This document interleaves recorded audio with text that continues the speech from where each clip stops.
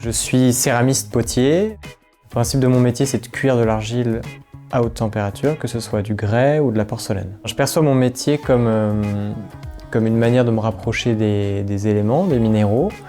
Je parcours un peu la région autour de chez moi pour essayer de trouver des roches, des sables, des choses qui vont me permettre de créer grâce à elles. J'ai un contact assez proche avec ces matières-là. J'aime bien connaître leur formation, j'aime bien quand j'utilise une matière, pas juste acheter un sac chez un fournisseur, mais réellement comprendre la géologie, comment par exemple une ardoise s'est formée, comment un schiste s'est formé.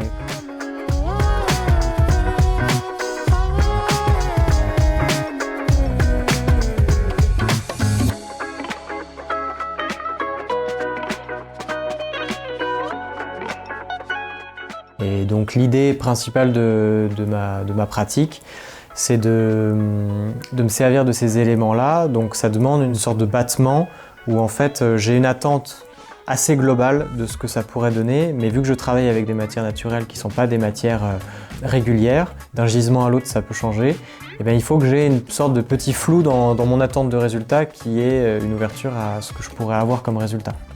Je pars sur une idée globale où je me dis je veux utiliser cette roche-là avec cette argile-là, et après je laisse un petit peu l'argile et la roche me dire ce que ça va donner à la cuisson, et en fonction de ça, c'est un peu un travail d'échange en fait avec ces minéraux-là.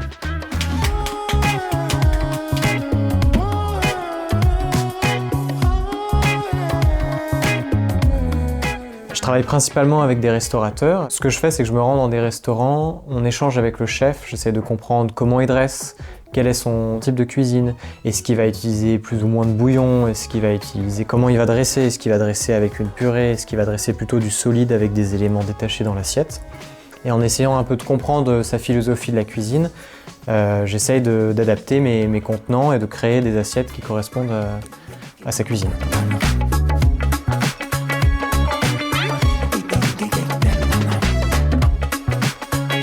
Je fais principalement du sur-mesure. Ce que je préfère le plus, c'est la création. Donc j'ai pas de modèle prédéfini que je vais répéter tout le temps, c'est plutôt en constante évolution. Et quand un restaurateur, une boutique, un mixologiste décide de bosser avec moi, je vais plutôt lui présenter qu'est-ce que je suis en train de faire en ce moment, qu'est-ce que je suis en train de chercher. Et dans cette batterie d'essais, on va pouvoir ensemble décider est-ce qu'il y a des choses qui lui plaisent, peut-être la forme lui va pas, est-ce qu'on va essayer de modifier ça.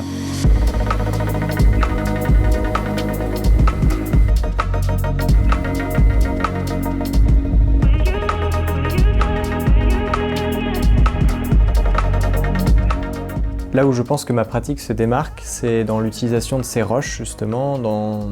Je suis quelqu'un d'assez perfectionniste, ou du moins j'aime bien aller jusqu'au bout des choses. Donc du coup, je vais négliger le moins possible. En fait, je ne vais rien négliger de ma pratique. C'est-à-dire que ça soit mes outils qui vont me servir à tourner, ça va être des outils que je vais me fabriquer.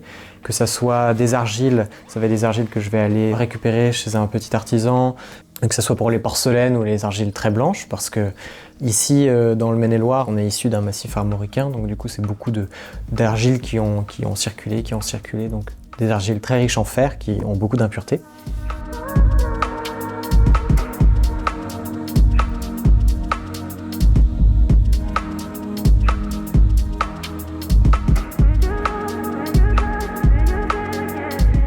Les valeurs dans mon métier, ça commence par mon milieu familial. Je suis un fils de vigneron qui m'a toujours parlé depuis que je suis tout petit sur l'importance du sol, l'importance du terroir, faire le mieux qu'on peut avec ce qu'on a, être le meilleur du monde de sa parcelle.